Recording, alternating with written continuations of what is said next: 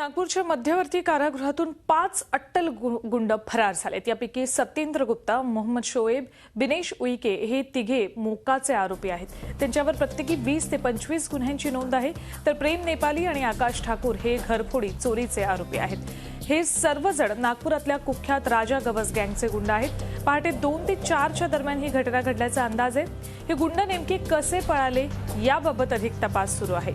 या प्रकरणानंतर जेलचे अधीक्षक वैभव कांबळे यांना निलंबित करण्यात आले। नागपूरच्या या कारागृहात 93 बॉम्ब ब्लास्टमधील 1993च्या बॉम्ब ब्लास्टमधील याकूब मेनन, जर्मन बेकरीचा आरोपी हिमायत बेग आणि डॉन अरुण गवळी बंदिस्त आहेत। त्यामुळे इतक्या संवेदनशील जेलमधून हे 5 कैदी कसे फरार झालेत हा प्रश्न आता उपस्थित होतोय।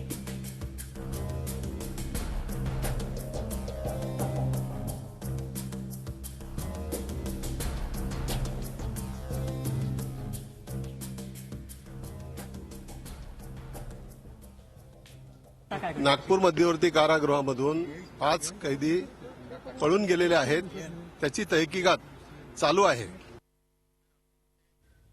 नागपूरच्या जेलच्या परिस्थितीचा आढावा घेतला आमचे प्रतिनिधी अखिलेश हळवे यांनी। नागपूरच्या मध्यवर्ती कारागृहातून 5 कैदी फरार झाले आणि या 5 पैकी 3 मकोकाचे आरोपी, ज्यांच्यावर प्रत्येकी 20 ते 25 अतिशय गंभीर स्वरूपाचे गुन्हे आहेत आणि इतर 2 यांच्यावर घरफोडी आणि चोरीचे गुन्हे आहेत। असे 5 एकूण आरोपी फरार झाले आहेत। हे आरोपी कसे फरार झाले अजून स्पष्ट झालं नसलं तरी ज्या गाडीने रॅशनचं पूर्ण साहित्य येतं त्या गाडीमधून हे फरार झाला असल्याचा आरोप होतोय, त्याचा संशय व्यक्त केला जातोय। आणि महत्वाचं म्हणजे ते 3 मकोकाचे आरोपी आहेत ते नागपूरच्या राजा गौस गँगचे आरोपी आहेत। सगळे त्या गँगचे सदस्य आहेत आणि या गँगने साधारणतः 1.5 वर्षापूर्वी एका युवकाची हत्या केली होती। रोशन समृद्ध नावाच्या युवकाची हत्या केली होती आणि त्यानंतर पोलिसांवर गोळीबार केला होता। नागपुरात त्या ठिकाणी त्यावेळेला 3 ठिकाणी गोळीबार केला होता आणि त्याच्यामध्ये राजा गौस तेव्हा पळाला होता। नंतर जरी त्याला अटक झाली असली तरी राजा गौस गँगच्या नागपुरात मोठा हैदोस्त आहे, त्या काही त्यांनी माजवला होता आणि या गँगचे सर्व सदस्य आहेत।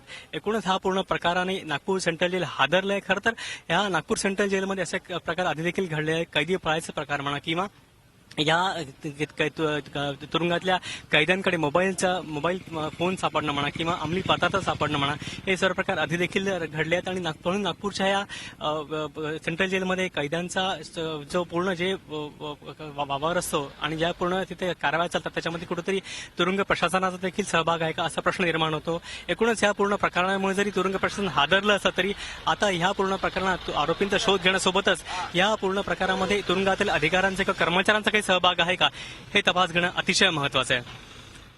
Video journalist Ratnasheel Akhilesh Halwe, Zee media, Nagpur.